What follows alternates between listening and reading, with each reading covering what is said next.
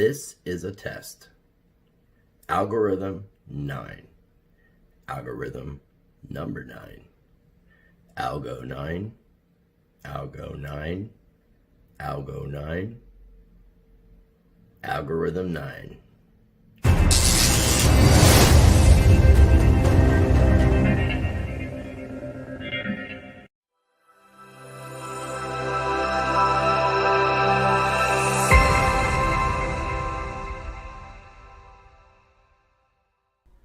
Thank you for tuning in for today's episode of Stranger Than Fiction.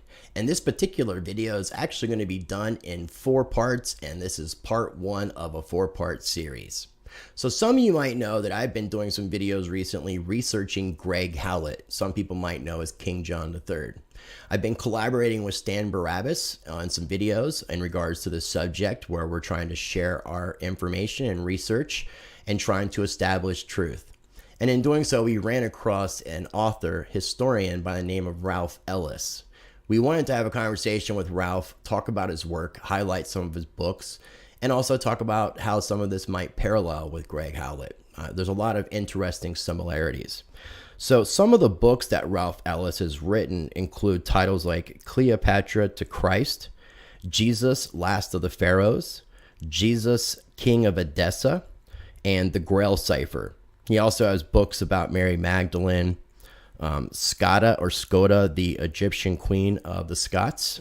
So he's definitely in the same area of history and religion as somebody that we wanted to talk to and be able to verify some of this information. We definitely felt it was very interesting. Ultimately, this is over 3.5 hours of content, which is the reason why we decided to break it up into 4 parts.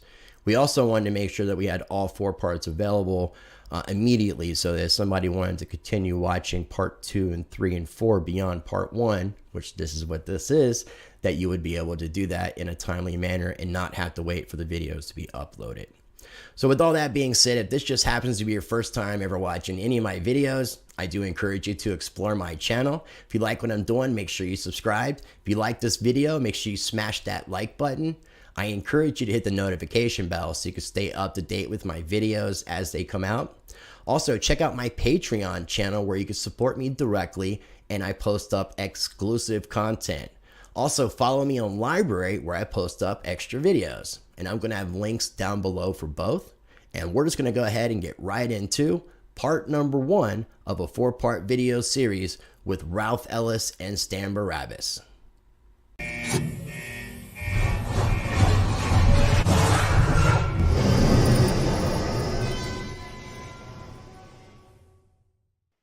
All right, ladies and gentlemen, thank you for tuning in for the continuing show with Rice and Barabbas.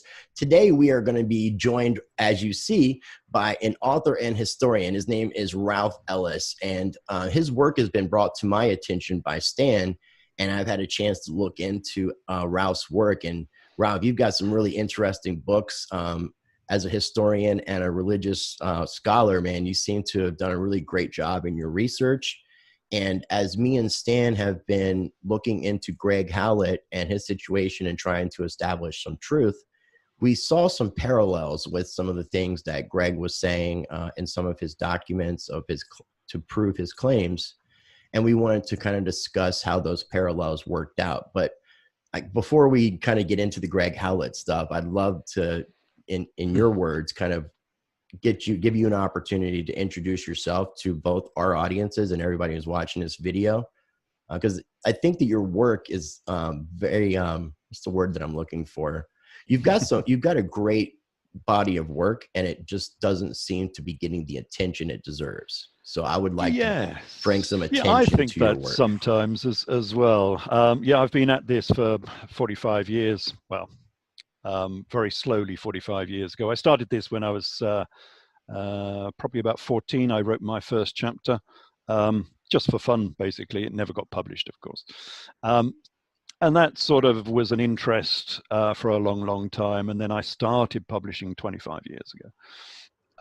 And since then, I've published 12 books, mostly on revisionist theology, so Old Testament and New Testament, looking for these characters in the historical record, because I'm working from an agnostic atheist point of view.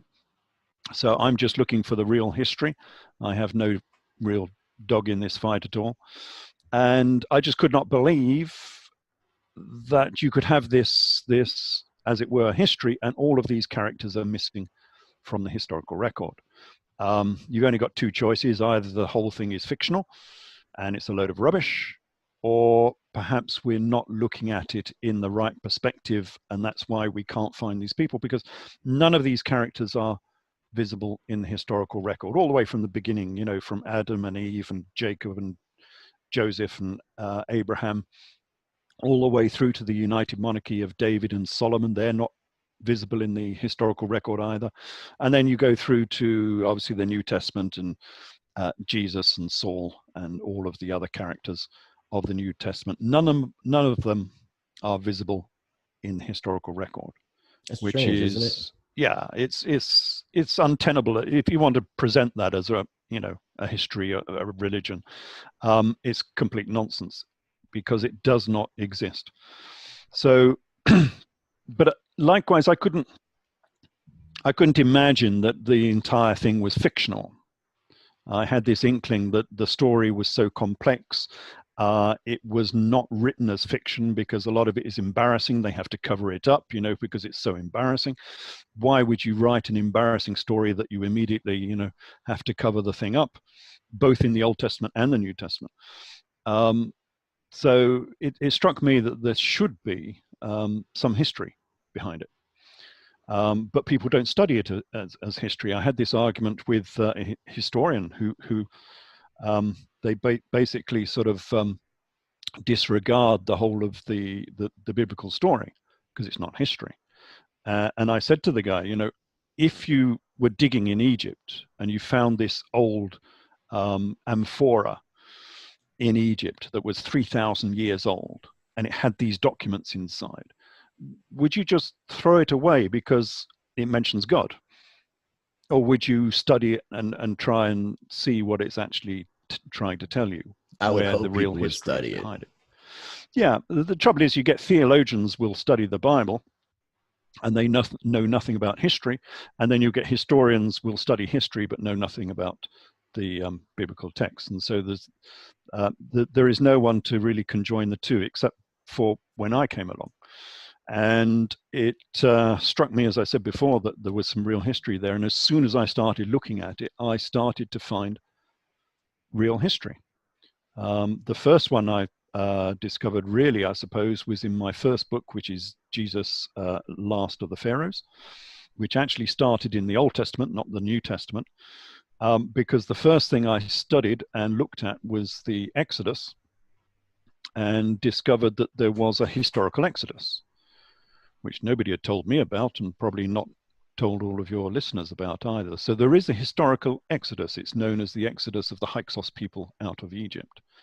Okay. And as I studied this particular piece of history, real history, it struck a chord, because it's identical to the biblical Exodus. In every respect, it's identical. Except for I mean, renaming certain individuals, like how did you pronounce that? Hyksos. Well, some people call it the Hyksos. Manetho says you can pronounce it either way, so I call it the Hyksos. And that has to do with the Israelites being pharaohs, as you've mentioned before? Yeah, so the Israelites, and this is probably why it's being covered up, because the net result is it means that the Israelite patriarchs were pharaohs of Egypt. They were the Hyksos pharaohs of Egypt, who were an immigrant population. They'd come down from Haran, they'd come down from Mesopotamia, they'd invaded Egypt, they'd taken over Egypt and established their own dynasty of pharaohs. And they were substantially Egyptianized by the end of the time that they were there. They were there for some 400 years or more. Excuse me. And a lot of the names that they have are very similar. They're very biblical. So we have pharaohs called Jacobah, which would be like Jacob. It's Jacob, because obviously in the Aramaic his name is Jacob. Yeah. Jacob. So we have very similar names. and then we have very similar events. So we have essentially the plagues. We have storms and darkness for 3 days. We have a great ash fall. That's not actually well known as being one of the plagues, but anyway, one of the plagues was the great ash fall that covered the whole of Egypt. That was present at Hyksos time, as well as the biblical one. What was and interesting? Then there was, I don't mean to interrupt. Dan told me something really interesting about the ash thing, being that you related it to possibly being the manna that the Israelites were eating. And no, I don't think that was me. I relate that to Santorini. Okay. So at this time when this happened, the island of Santorini, or Thera, exploded. It was the largest explosion in the Mediterranean basin over the last 5,000 years. And it covered the whole of the Eastern Mediterranean in ash. And we know it did because they've discovered it in, archaeological digs, and you can find the layer of ash there. So we know it covered Egypt and the Levant and Asia Minor. So it was a huge, great eruption. And essentially, that's the story of the plagues. You have the pillar of fire and smoke, that's the volcano. You have the great ash fall. Well, that was the pumice that was falling down from the eruption.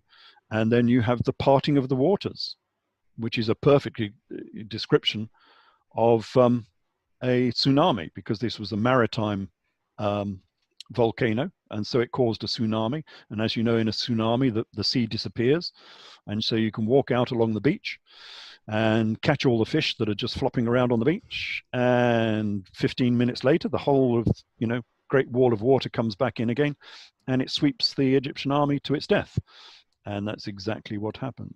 And this is what's known as and also the ash fall. I like the description here because it's a very good description. It says that God said to Moses, gather handfuls of ash from the hearth of the fire and scatter it up towards the heavens, and it will fall as a small dust across the whole land of Egypt.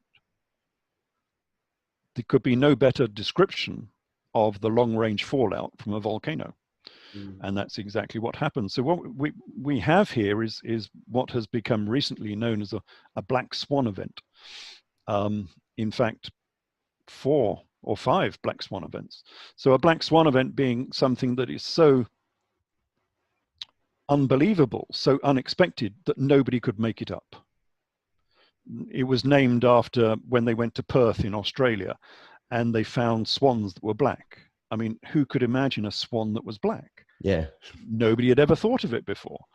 And so, if someone in England back in the 12th century had mentioned black swans, you've got to think, well, there's something strange there, Well, in this Exodus story, we've got 4 or 5 of these black swans. So we have the pillar of fire and smoke, we have the ash fall, we have the 3 days of darkness, and we have the tsunami. For all of those elements to be linked to one historical event, one biblical event, it has to be an eyewitness account of the eruption of Thera. And so that is the basis of the Exodus. That's the whole basis of that chapter in the whole of the beginning of the Torah, that it was an eyewitness account of the eruption of Santorini. So that sent me on the way to thinking that, that there is real historical information within this text. The only trouble for theologians is that this happened in 1600 BC. So it's like 400 years too early for Right. their classical dating of the Exodus. So A, it's in the wrong era, and B, it means the Israelites were Egyptians. Hyksos Egyptians. And they don't really want that. They don't want to be Egyptians. They're Israelites. They're nothing to do with Egypt. The Egyptians were the evil pharaohs that, kept them in slavery and threw them out of Egypt. Well, I mean, that's super interesting. And when you talk about the idea of revisionary theology, where you're talking about placing the biblical story back into historical record, that is fascinating to me, because I kind of feel like how you came to the determination that there is truth, but it's just misconstrued. It's like displacing events, changing locations, changing times, because as you said, it's too intricate to make up, like, completely. So it makes sense to do what you're doing. That's, I'm so fascinated by your work, man. And Ralph, you consider yourself an independent outsider, correct? You're not. Absolutely, yeah. Okay. And does your history as a Mason give you access to certain things? And also, I want to also ask you about the Wikipedia arbitration. Yes, we've had some fun with Wikipedia. Yeah, I am a Mason, but I would have to say that modern Masonry does not know its origins very well. So to put it this way, I became an instructor of fellow Masons as to the history of Masonry, because they didn't know the origins of their own craft, as they call it. So there weren't higher up initiatives that might have had that information that didn't give it to lower level initiatives, the way that I kind of understand it. Yeah, that's always the claim. That's always that's always the worry, as it were. But I spoke to people who were had been through the chair at Grand Lodge in London, and they did not know what I knew, and yet they had been master of the lodge down at Grand Lodge in London. Wow. And they did not seem to know all of these details. And so I ended up as an instructor on Masonic history. So I get the impression that a lot of this information has been lost. I know the Knights Templar had it. I've got pretty secure information there that the Knights Templar knew all of this. But somewhere between there and here, so the Knights Templar were eradicated in 1307. Friday the 13th, of course, that's why Friday the 13th is unlucky for some, because they were all rounded up and killed on Friday the 13th, 1307. I didn't know that. The Templars definitely knew about this. Would you say that go ahead. No, go ahead. Would you say that a lot of this information, if we had access to the Vatican Library, the information you have would be paralleled to? That would be interesting. I mean, everyone speculates about what it has there. I do wonder what the Catholic Church kept and what they destroyed. The trouble is, the heretical texts might have been so heretical that they just destroyed them anyway, and so they just don't exist anymore. There are things like the history of the kings of Judah by I forget his name now.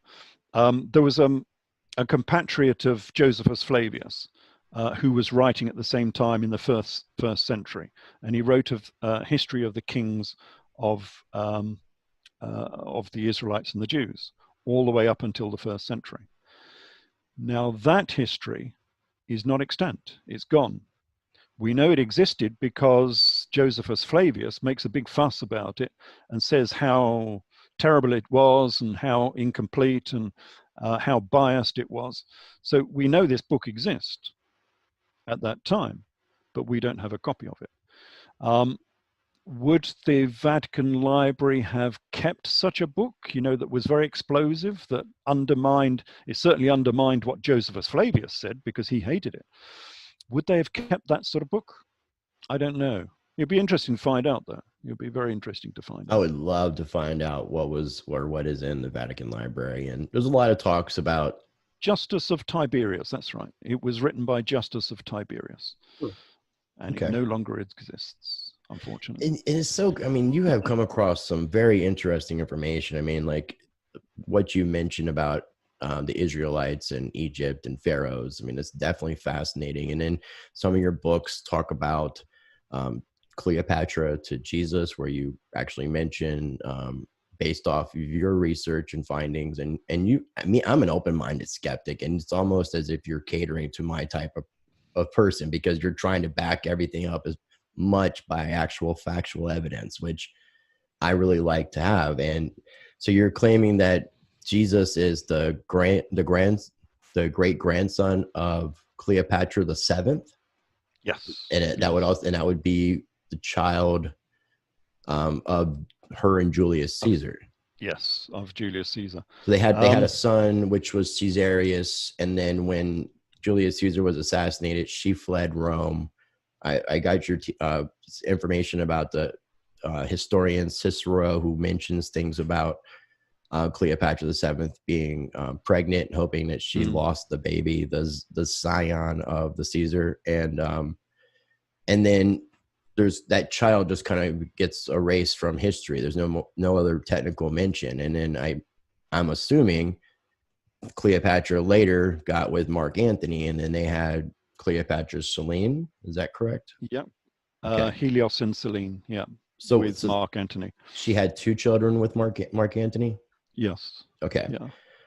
And then you kind of have, you've written this book, Jesus of Edessa, and going into kind of separating the biblical Jesus and separating the historical Jesus, and finding the parallels, and how almost like what you mentioned with the displacement of time with the Exodus, very similar situation, where like it seemed like a lot of this based off of your research, and even stuff that seems historical, that the events of Jesus took place during the Jewish revolt, but per the Bible, it would have taken place like 45 years before the Jewish revolt. And you cite a lot of very interesting information. I'd kind of like to pick up. Before we get into it, Stan did ask you about the Wikipedia thing. And before you get into the Wikipedia thing, I do want to let you know that once we're done with this, I can get you in contact with a platform called Everypedia, which is is trying to become a decentralized version of Wikipedia. And well, that might be interesting. I can get you someplace you can get your information up at. Yeah, that would be interesting. Wikipedia has become blighted by censorship, basically. This goes back to what we were talking about, the Hyksos, because that was the piece of information I was trying to put onto Wikipedia. We've just looked at the similarities between the history of the Hyksos and the history of the Israelites.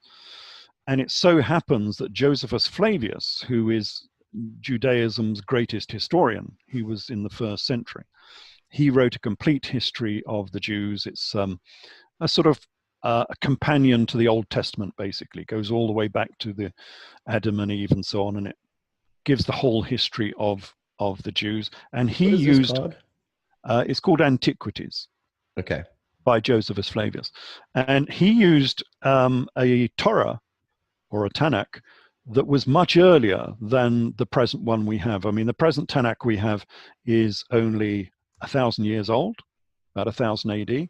And earlier than that, we have the Greek version, the Septuagint, which is about 2,300 years old. Josephus was using one from 2,700 years old. So he had a much older Tanakh that he was using to write his book, Antiquities. And one of the things he mentions is actually in another book of his, Against Appian. One of the things he mentions is that the Hyksos pharaohs of Egypt, he calls them our people. So Josephus Flavius specifically says that the Hyksos exodus out of Egypt was the Israelite exodus out of Egypt. He says they are one and the same. So he is saying that the Israelite patriarchs were pharaohs of Egypt. And that's, what Judaism's greatest historian says. So I thought this would be interesting to put it onto Wiki. So knowing Wiki is very particular about what you write on Wiki. all I tried to do was put in one sentence saying, Josephus says that, you know, the Hyksos Exodus and the biblical Exodus are the same. Here is the quote from Josephus. And we put that in, and it was deleted, of course. And this went on and on. It probably got deleted about 12 times, maybe more, in this great long battle to try and get this little piece of information into Wiki. And they would not have it. And they made every excuse under the sun to stop it going in. And eventually they said, you cannot have quotes from Josephus Flavius because he's unreliable, you know.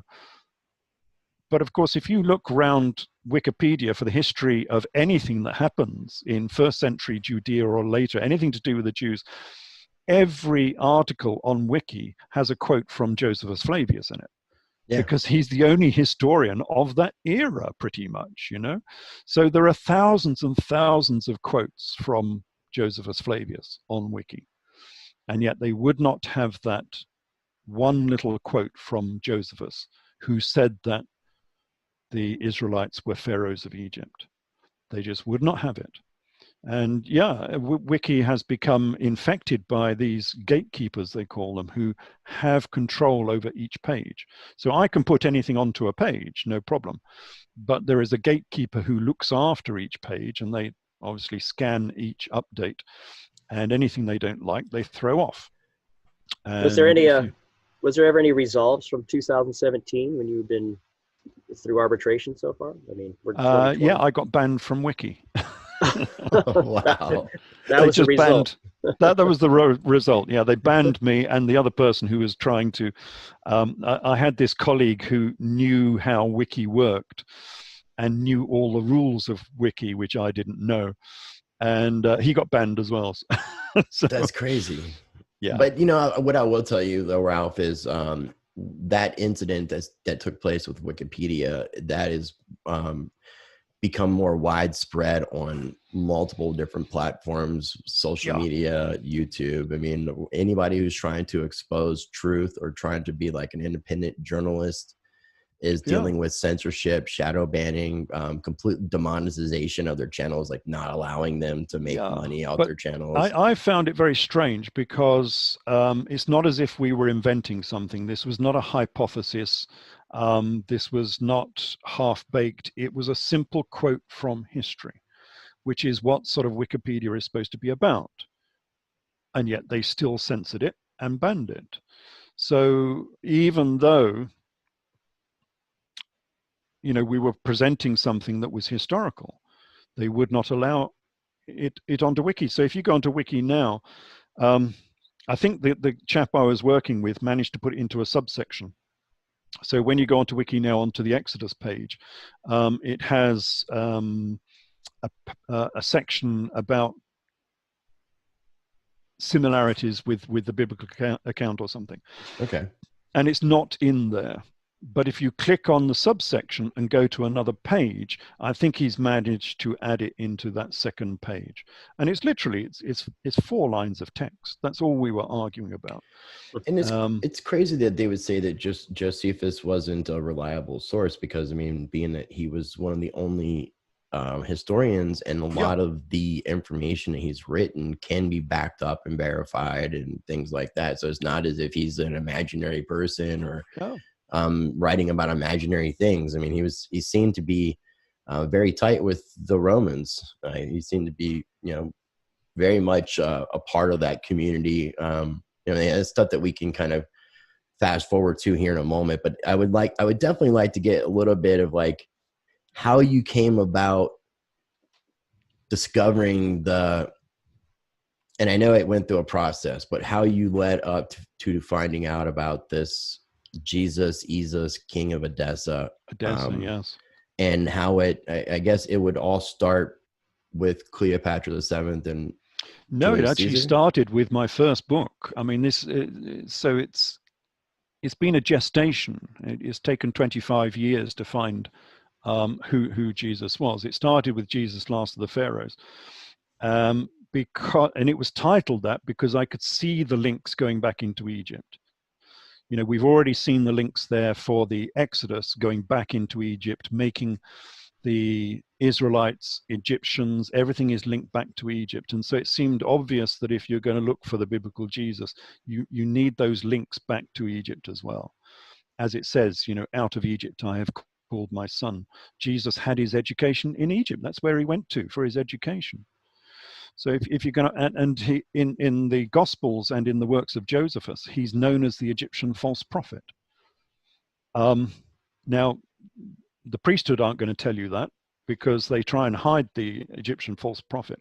But if you read it, it's so obvious. It's obvious to a 6-year-old, because it was the Egyptian false prophet who took the 4,000 out into the wilderness.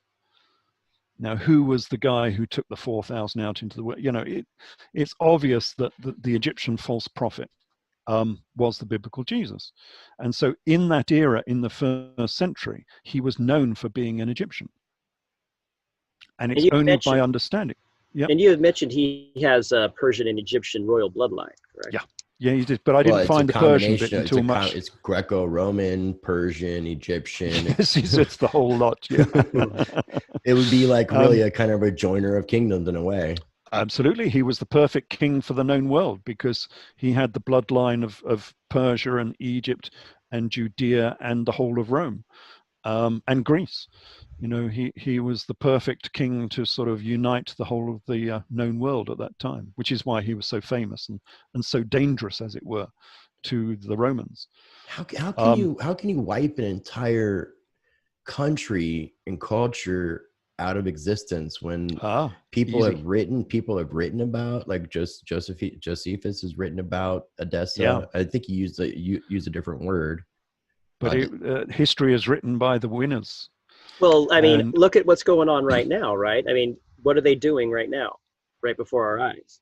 Yes. They're taking down the statues. And what have they done? Right just before every war, just before every war in history, they burn the books, they killed it, they take down the statues, and then they put them in, I guess you could say, concentration camps to rewrite the consciousness of history. I can prove that has been done, because, I mean, this came at the end of my 25 years of investigation, not the beginning, but you can prove it by getting the works of Josephus and all of the Gospels, of course, because it's telling the same story, and just do a word search for Edessa, and it will say nothing found. And then you can put in the kings of Edessa, Abgarus, Manu, Esus, and it will say nothing found. Now, how did that happen? Because Edessa, and I can prove that Edessa. And there's coinage from Edessa, right? Sorry? There is coinage from Edessa, correct? Oh yeah, it's a real place. We have the history, we have the palace, we have the city, we have the coins, we have the kings. But in the works of Josephus, it's been deleted. It is not there. It has been utterly deleted from history. And now, you mentioned, was it Josephus that canceled that history? Was he the one who? Yeah, okay. Because he was working for the Romans. His patron was Vespasian. He was ordered by Vespasian to delete this history, basically, and to change it and falsify and take away. That's why it had to be mixed with truth and lies. Yeah, because this was to do with Rome and the Jewish revolt. We're sort of getting ahead of ourselves a little bit here, but it's interesting because it sets the stage for the history that I found previously. That why was this done? Well, there's another strange thing that you can prove to yourself, is who started the Jewish revolt. The Jewish revolt is the biggest thing that's happened in Judea in the last 2,000 years. Well, that and the Bar Kokhba uprising that came a little bit later.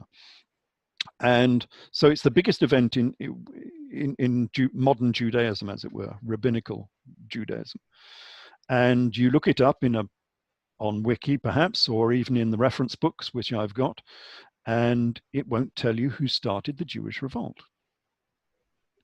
It'll mention, one or two of the side characters that were there at the revolt, but it won't say who actually started the revolt. But Josephus Flavius is quite clear that the revolt was started by Esus, Manubazus, and Kenadius of Adiabeni.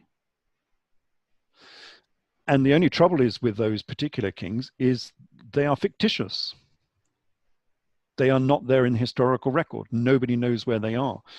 They're supposed to be from this place called Adiabeni, which is up near Mosul. It's supposed to be Arbela over in Mesopotamia. Okay. But that is not mentioned even in modern texts. If you look at Wiki, if you look at anything, it won't say anything about the kings of Adiabeni as being the leaders of the Jewish revolt. It might say that they were some, what do you call them, mercenaries who came down and assisted. But no, Josephus Flavius is clear that they led the Jewish revolt. The Jewish revolt was started by these kings and princes when they destroyed the army of Cestius, the Roman army of Cestius in Judea. And the Jewish revolt only ended when these kings were captured by Rome and they were taken to Rome. They were captured by Titus and sent to Rome. So even in the modern reference books, the rationale and the reason for the Jewish revolt is not mentioned.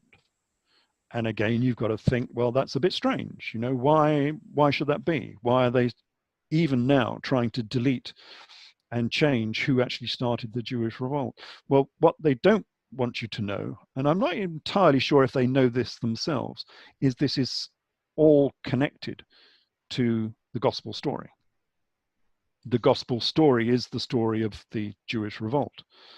And as you mentioned earlier there, Rice, it's just the dates have been changed. So we have exactly the same situation as the Old Testament and the Exodus, where we saw the date was changed.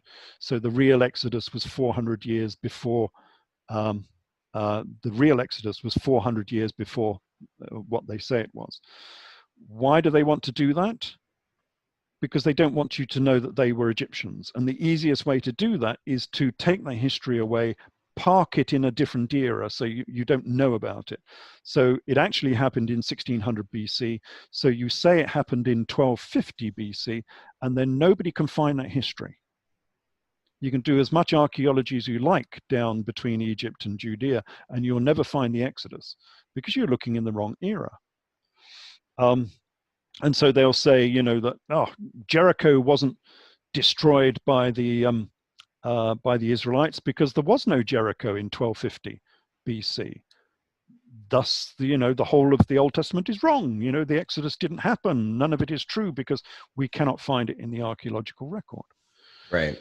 But the funny thing is if you look at the archaeology of Jericho, it was destroyed in 1570 BC by the Hyksos, by the very people who we've already identified as being the Israelites.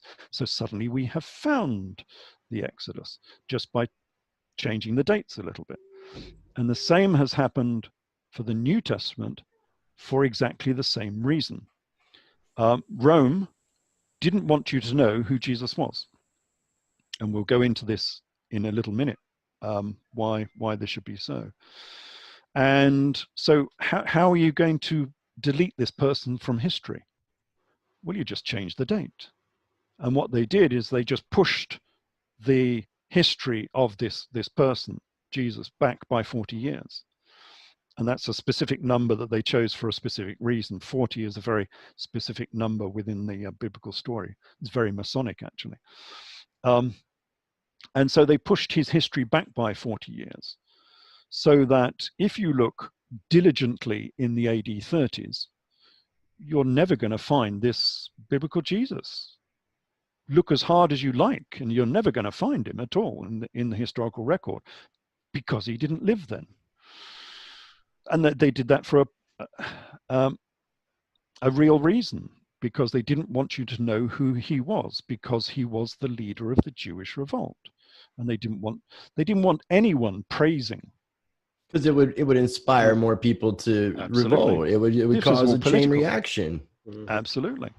The last thing that Rome wanted was another Jewish revolt or a revolt anywhere else in the empire, of course. Oh, because when that revolt happened, it was like Rome lost all sense of power when all that was going on. It was like Roman law did not apply. Yep. It was very interesting. And that was one of the reasons why too, like there was multiple reasons for wanting to bring you on, but the main reason is kind of like what you're saying is there's a lot of things that we have been taught that are not necessarily true. And no matter what we're dealing with in life, human history, religion, government, there's so many things that are hidden from us that we don't know. And I try to encourage people, me and Stan, we both try to encourage people to educate themselves, to do their own research, to use critical thinking, because a lot of the stuff that we're looking into, and the second part of why we wanted to bring you on, is that a lot of people are questioning us questioning history. Yes, well, they always do. Yeah. And, and it gets a little crazy. And so I try to let people know that, by us inviting you onto the show, we're not necessarily saying that we believe what you're saying to be true. But I wanted to bring you on because you're an intellectual person. You do not come off as like some crazy cuckoo conspiracy theorist. You seem like a regular old guy.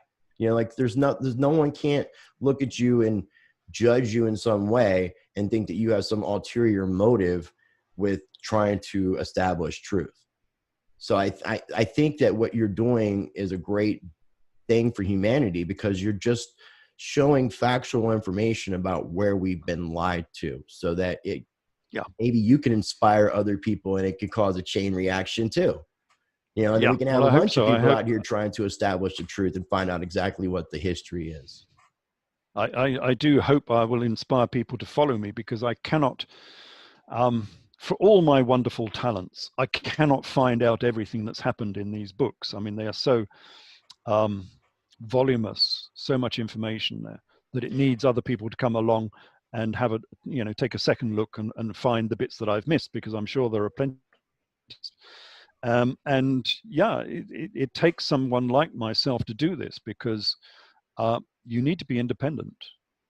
So, and strangely enough, which I never thought when I started this, I had this big high ideal about science and history and academia as being wonderful independent thinkers, not corrupted by anything.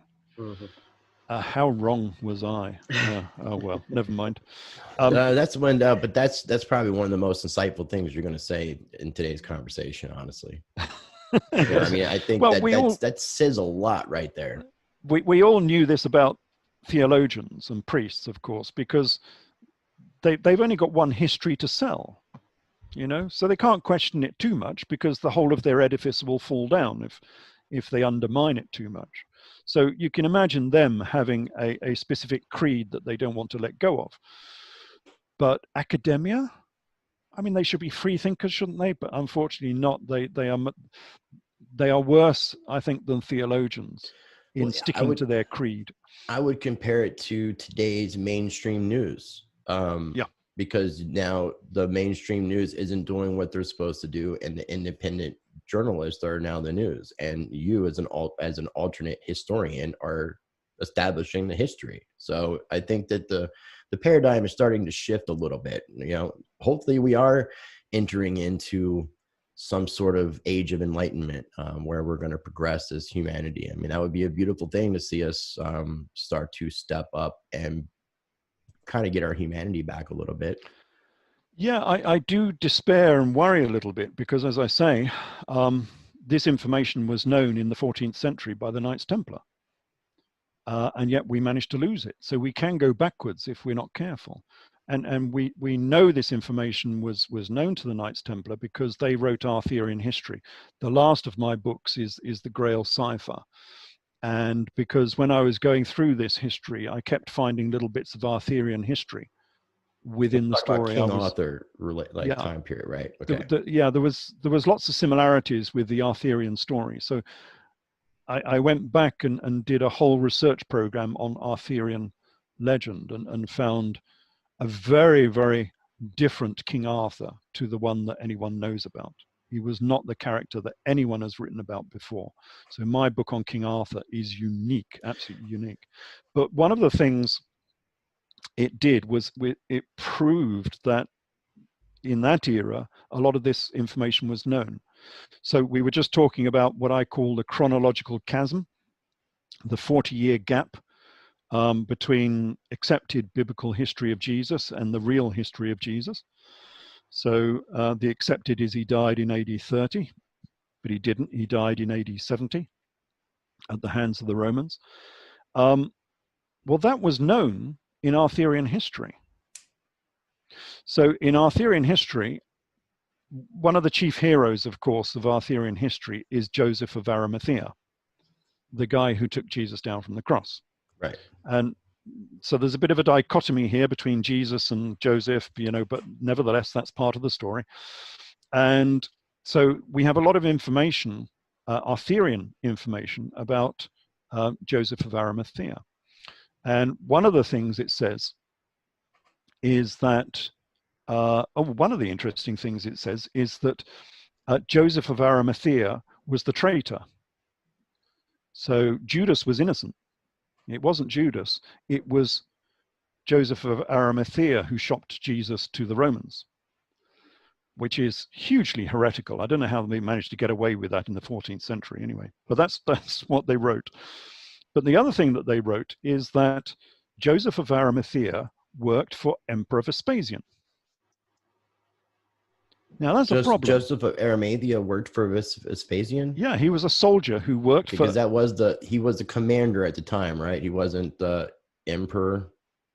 No, he became emperor in AD 70. So yeah, he worked for Emperor Vespasian in AD 71, AD 70, when he became emperor. And that's a problem because, Joseph of Arimathea is this saintly guy who appears from nowhere and takes Jesus down from the cross in AD 30. But Arthurian legend says that he worked for Vespasian, Emperor Vespasian, for 7 years, which is like in AD 70s. How do you square that one? Right. Well, they understood, that the writers of Arthurian legend understood they had a problem here. So the way they get around it is they say that Joseph of Arimathea took Jesus down from the cross. And then he gets captured and thrown into prison. This is Joseph of Arimathea, gets thrown into prison. And he goes to sleep for 3 days in prison and wakes up 40 years later. And not a day has passed. And he looks exactly the same as he did when he went to sleep 40 years earlier. And he's woken up in this beautiful illumination, this flash of inspiration, woken up by Emperor Vespasian, who comes down into his cell. And so now we can jump this chronological chasm and we can get Joseph of Arimathea from the AD 30s up into the AD 70s by making him go to sleep for 3 days. So they knew that there was a chronological chasm between the established date for, the crucifixion of Jesus and the real date for the crucifixion of Jesus. This was well known in the 13th and 14th century AD. We can prove that. And yet that information appears to be lost. I don't know anyone today who knows that information. Yeah, I was the first person to write about this back in 1997, long before Einhorn and various other people have started writing about this. Atwill have started writing. We're getting a confluence of ideas now because this information has come out, and we're getting more and more people who are looking at the Jewish revolt Vespasian era for the Gospels. The latest one, which I thought was a very good book. I'll have to look it up. Real quick, if I recall, do I recall you mentioning correctly that you've traveled to these countries that the books that weren't destroyed, the other books of the Bible, if you will, or scriptures that weren't destroyed, you've traveled there and you've been in them and read them and seen them. Did you do any archaeology type work, or were you just like more visiting these places you were writing about? Not being an archaeologist, I can't actually do the archaeology, but I can, because they're written up fairly well. A lot of these archaeological digs, you can get the information. So I've traveled to all of these places, And I've discovered things there that I wouldn't have discovered here. And so I've been all around, Eastern Turkey, which is where Edessa is, all over Syria and the Levant, all over Judea, of course, and Jordan, all of those places. And that you have to do that in your research, because you have to put yourself in that environment to see what it's like. And you do come across things that are not in the tourist guides. They're not even in the historical books sometimes. And so it was when I was out in Turkey, as it were. Was it Turkey or Syria? Anyway, I found this book on the Eastern Church. It was it was about the Armenians who had been kicked out of and obviously murdered by the Turks during the great Armenian genocide of the 20s.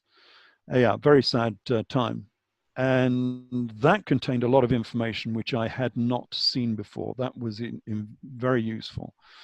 And I also got a copy of the Syriac historian, Moses of Corinne, which I had not seen before. I mean, it is available over here if you had found it, but I happened to find it in a bookstore over there. So there's a lot of that information that came out of my travels. It allows you to put the story together, because I'd never heard of these places. There's a very strange thing is that my books are not structured. I don't have a book to write. I start writing and the book slowly forms. So when I started writing that book about Jesus, King of Edessa, I had never even heard of Edessa when I started writing that book.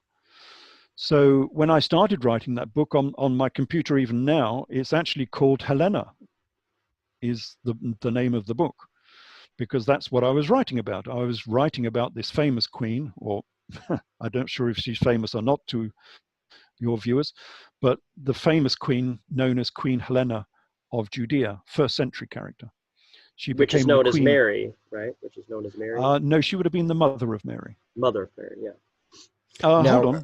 No, you're right. Yes. Queen Helena would have been Mary. Yes, you're right. Sorry. Mary Magdalene or Mary the Mary the Virgin. Mother? Yeah, Mary the mother.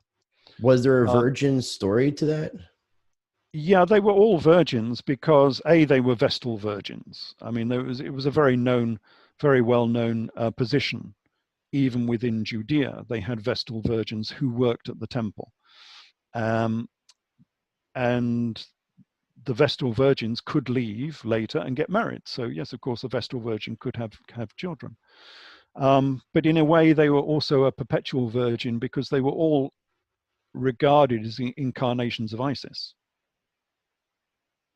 And so Isis is, the goddess of fertility and the goddess of the celestial heavens. And is that really back to like Inanna or anything like that?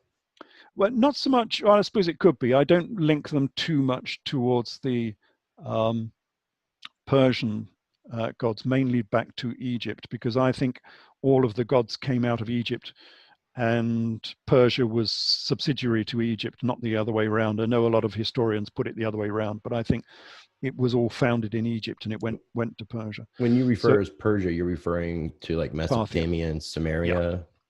Okay. Yeah, it's changed names so many times, it's difficult. At the time, it was known as Parthia, but not many people know that region as Parthia. But yeah, Mesopotamia. Okay. But before we get too far off of Helena, just to clear up, now you've mentioned that Mary is actually a title for bishop. Yes.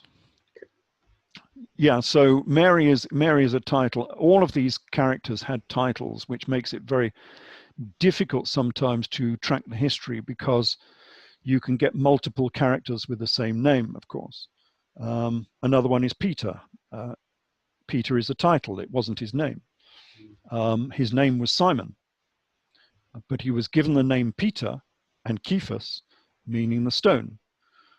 Because he was the keeper of the sacred stone, and we'll go into that later. So you get a lot of these characters with well-known titles that you tend to think is a person. Another famous one is Galahad in Arthurian legend, And everyone says, oh, yes, the character known as Galahad. Well, Galahad was a title, it wasn't a name. And so they have at least 2 or 3 Galahads within Arthurian legend. One of them was Lancelot and the other one was Percival.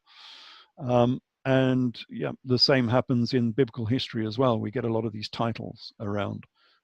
Jesus and Christ are titles. That's not his name. Boom, there we go.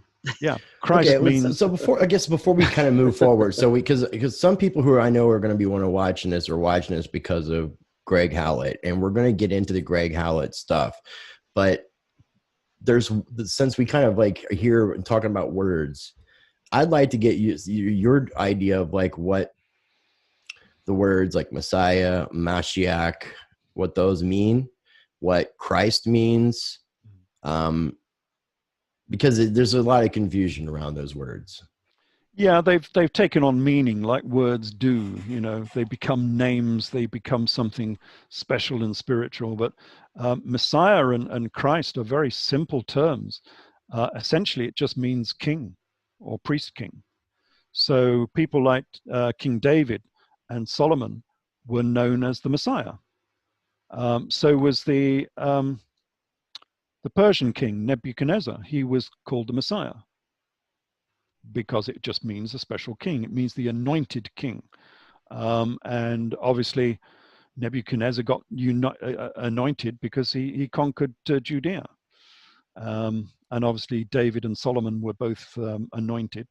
That's where the Israelites became captive by the Babylonians, and yeah, that's right. That's where we get the Babylonian Talmud and things like that come from that. Okay.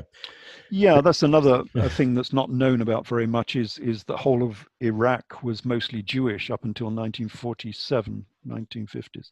Yeah, it was once Israel was established as a nation, weren't they like basically kicked out?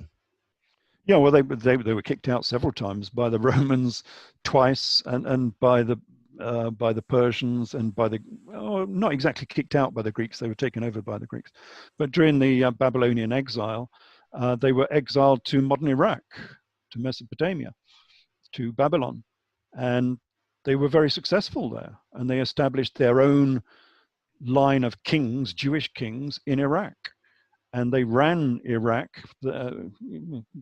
Jews are obviously very resourceful. Wherever they end up, they normally end up controlling the money supply and various things like that. And they controlled Iraq, and they had their own king of Iraq right up until 1947 when they were all kicked out. And was it 47 or 57 when they were all kicked out? 47 sounds right, because that's when Israel, I think, was made. Yes, it was 47. And the last king of Iraq was a Jewish king called Niam Dangor. And he was kicked out in the 1960s. Yeah, he was pictured with British royalty. And that's right. He lives in London. I'm not sure if he's still alive, actually, because that was a long time ago. But anyway, he used to live in London. That's fascinating. Yeah, so that's another little bit of untold history, is that Iraq was substantially how did the Messiah, Mashiach, Christ, how did all this get jumbled up into Son of God, God in the flesh? Because they wanted this king to be something special. Whereas, in effect, every king would have been anointed, just the same as Queen Elizabeth II was anointed. She is the Messiah. She is the Christ. She was anointed at her coronation. And Jesus was anointed at his coronation, which was at the house of Bethany, the house of Simon. Peter Simon? It was Simon Boethus. So yeah, not Peter. This is another Simon. Okay. This was Simon Boethus, who was the richest man in Judea, and it was in the gospel story. It's the house of Mary and Martha, who lived at the house of Simon. Okay. And it was Mary, of course, that anointed Jesus with the very expensive oil of spikenard. And that would be and Mary everyone Magdalene. Sort of looks at that. Yeah, Mary and Martha was Mary Magdalene. And everyone looks at this little section and says, yeah, okay, yes, I'm not entirely sure what's going on here, but something happened, and, Mary Magdalene poured some oil on him, but, nothing of significance, really. But of course, it's of huge significance. This was his coronation as the King of the Jews. That's why he's known as the King of the Jews, because he was crowned as king. But because he didn't have a throne to sit on, and we'll go through why this was later, he didn't have a throne to sit on because he didn't have control of Jerusalem. And so they had this private ceremony in the house of Simon, which I think was at Bethabara, which is actually in modern Jordan. It wasn't close to Jerusalem. It was actually across the River Jordan. And they had a private ceremony where he was crowned the king of Edessa and of the Jews. Now, the reason they did this was because this must have been about AD 50s or so, and his father had just died. And of course, he didn't want to lose his status. As you know, when a king dies, there's always a scramble between the various sons as to who's going to be the next king. He wanted to make his mark and become the next king. So they had this private ceremony in the house of Simon, and he became the Messiah, the anointed one, the anointed king. And Christ means exactly the same, the anointed one.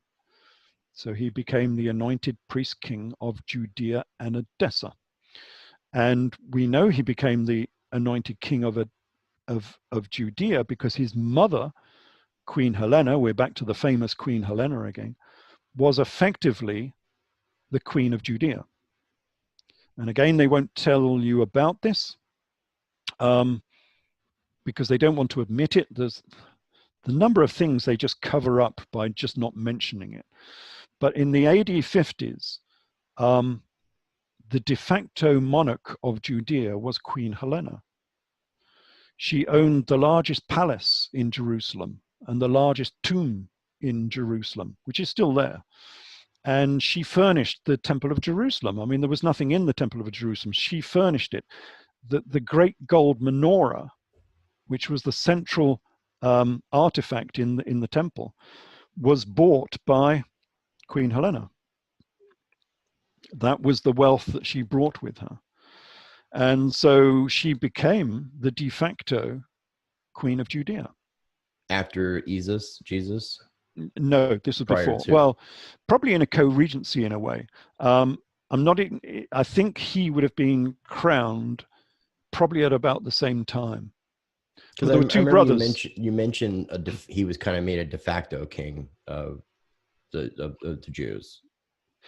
Well, yes, because he wasn't recognized. This was the whole problem. This was the whole point of the Jewish revolt, is he wanted recognition as the true king of the Jews. So when he's talking to Pontius Pilate, he's obviously not talking to Pontius Pilate. It was a later era. That's the only thing in the New Testament that has changed, is they've dropped Pontius Pilate into the story. It would have been a later governor, of course. Okay. Everything else in the gospel story is to do with the AD 50s and 60s. But when it says, do you call yourself a king of the Jews? And he says sort of, well, you said it, and all of that. Right, he never actually says it himself. No, because it would have been politically, if he had been captured and he was sitting there being tried by the governor, it would have been not very expedient to say, I've taken over your country, chaps, I know you're going to disagree with that, but I've taken over your country. So he's just being diplomatic, of course. But the whole goal was to take over Judea. That was the whole point of the exercise. Edessa, we'll come back to this, how he became the kings of Edessa. But Edessa is up in the north. It's in the north of Syria. And so they controlled northern Syria. They controlled eastern Syria at Palmyra. They probably controlled all the way down to Aleppo. But they didn't control Judea. And so if you want to take over the Roman East, you've got to control that region as well. You want Jordan and Judea as being a part of your realm as well. And that was the whole idea, was to take over that part of the Roman Empire. What I would say about that one is that is super fascinating. And what we're going to do with this video and how we're going to release it is we're going to probably put it out on the same day in multiple parts. Yep. So what I'd like to do, like right here, we can kind of do like a little break, and we'll a little break, yeah, and start again. Yep. We'll continue the video because that way it gives people time. Because if they see a 2-3 hour long interview, it may be daunting, isn't it?